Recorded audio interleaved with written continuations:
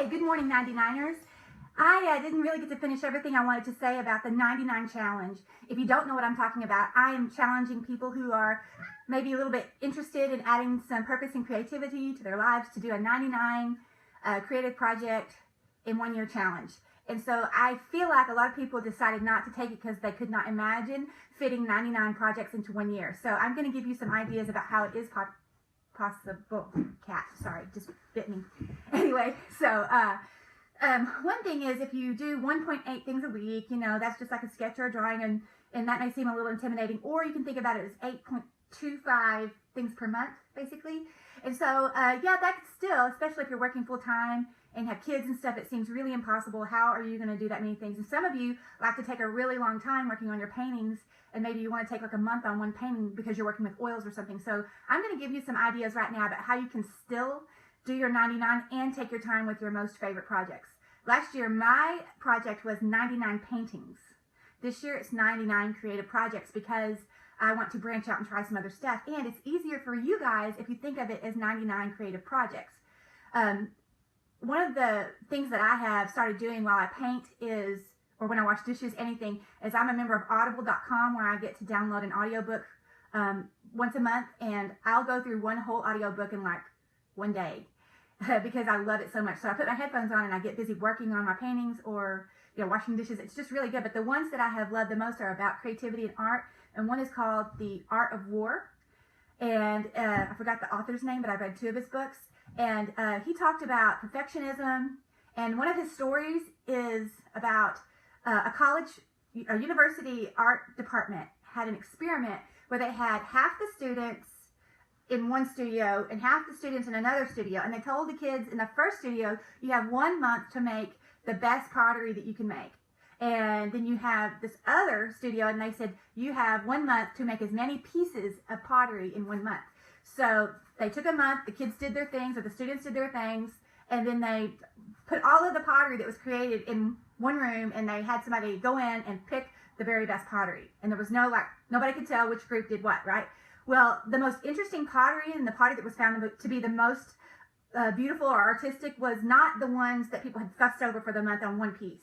It wasn't the quality ones that actually were the most interesting. It was the ones that were done fast.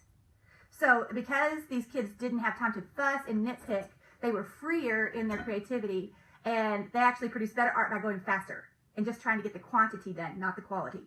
Because I have ruined many a paintings where the cat is tipping stuff over. Anyway, do not get fussy about perfection. In fact, on the paintings, like this one behind me, I don't really like it because it's too tight. There's not enough loose brush strokes. It feels too constrained. I like paintings that have a lot of freedom in them, you know, like roughness, imperfections. In fact, there's another creativity book called So You're a Creative Genius, Now What? I know it sounds like an egotistical book, but it's brilliant. And he talks about that the best art has a little bit of ugly in it. You know, you think about a TV show like My Little Ponies or something where everything is like cutesy and everything has a happy ending. It's not very interesting in the end unless you're 5 or a brony. But all our favorite movies have a sense of ugliness or harshness or unresolvedness.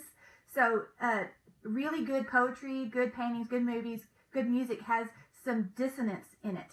Something that's not just flowers and roses. It's more reflective of real human life, which has hard edges and darkness and scary things, because it just makes your pieces more interesting. So don't be a perfectionist. Just crank the work out. And I'm going to give you some ideas about cheating. What I mean is you may spend, you know, a couple of days working on maybe 3 good pieces, and then you get to the end of the month and you're like, dang, I need 5 more.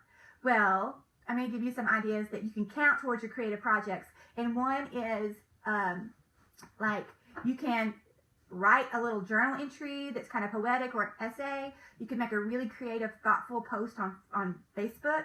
You can take your phone and snap some cool pictures and put a filter on them in Instagram. I mean, photography, if you're a painter, you can still supplement your creative count with other things if you choose to. You can make a movie with Instagram or another app. You can just keep track of everything, not just the paintings and drawings you're doing. So that if you want to catch up real fast, you have these other things to add to your count. Because if you start doing photography or writing, it's going to affect your ability to paint or whatever you're doing, or refinishing furniture, whatever you're doing. Don't limit yourself. Don't be too hard on yourself. And I'm going to also give you some ideas about things that you could do that are fun that you can count. Like maybe somebody I know waited till everybody went to school and work and learned the moves to Beat It, the Beat It video by Michael Jackson. Somebody could have done that, I don't know. And somebody might have accidentally recorded themselves singing the whole Otto Titzling song by Bette Midler on the voice recorder on her iPhone. I don't know who would do that. Or, you know, something crazy like that.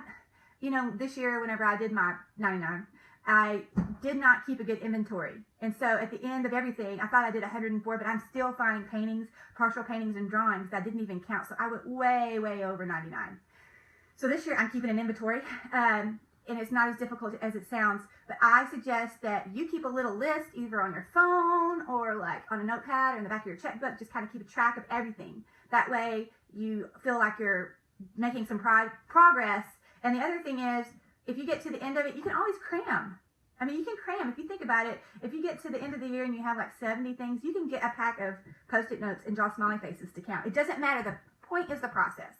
And I just want to encourage you to not only do creative stuff, but take yourself on artistic dates. This idea is from a very famous artist workshop called The Artist Way, where once a week you take yourself out on an artist date where you by yourself either go for a walk, go to a museum, go to a flower shop, rent a really good movie you've been wanting to see, listen to classical music, go to a craft show. Well, I know that a lot of us around here don't really have the time for that. So I'm saying once a month, give yourself a break and do something like, you know, go see a musical that's coming through Wichita Falls, or, you know, just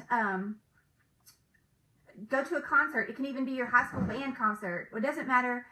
Just make sure that you're in touch with the outside art world when you get a chance. There's a really great art gallery in downtown Abilene. I don't have the name of it, but my grandmother and I just happened to go in there, and it's free, and we just stayed there for like an hour. And that would be great, because just go to Abilene, go downtown, stop at a gallery, go and look around. That counts as your artist date. And so this is for all my 99ers, and I know there's a lot of people that want to join. If you join late, you see this video and you're like, dang, I'm already behind. You get to count your starting date to your finish date, okay? It doesn't matter that we're starting in March.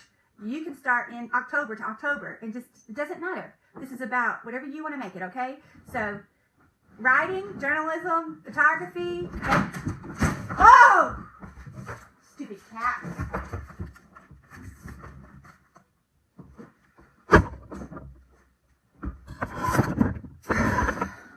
I guess that's the end. Idiot animal. Look at my umbrella. It bent it.